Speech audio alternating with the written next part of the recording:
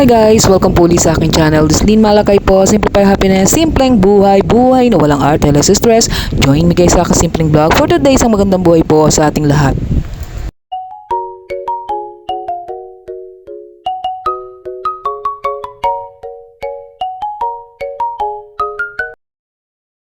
So ito nga guys, nandito po kami sa may Rizal Avenue Optical Clinic po. Dito po iyan sa may ilalim po ng LRT Carriedo Station.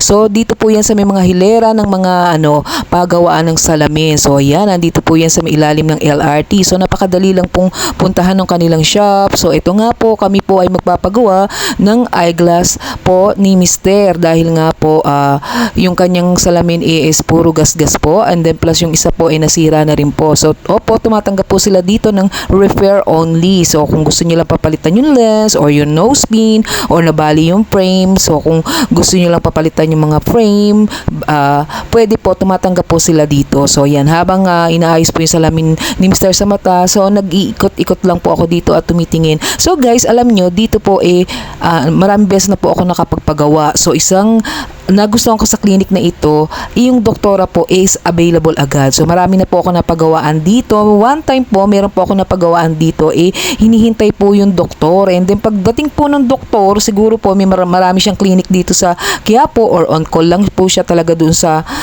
clinic na yon. Nung tinignan niya ako guys, nagmamadali siya. So parang hindi ko na gustuhan. So dito po, hindi ko po sa clinic na to, dito sa Rizal Avenue Clinic na ito, dito sa Quiapo po is nandito na yung doktor. So hindi na po tayo mag-aantay ng matagal. Unless na lang po kung may mga pasyente po na nauna sa atin. Pero yung doktor is available na po agad. So hindi na po ako nag-aantay sa doktor. So hindi siya nagmamadali na tignan ka. Kaya ito yung nagustuhan ko dito. So marami silang mga available dito guys. So nasa iyong choices na lang yan kung ano ang gusto nyong ipagawa. So kay Mr. ang pinagawa namin is yun nga, repair lang. Pinalitan po yung mga lenses and then yung nose pin. So nasa 500 plus yung aming binayaran, 550, parang ganun po. So yun, nagustuhan ni Mr. yung ginawa sa kanyang salamin. Parang mukhang bago na po. So yan, ikot-ikot lang po tayo dito and enjoy nyo po yung aking video for today.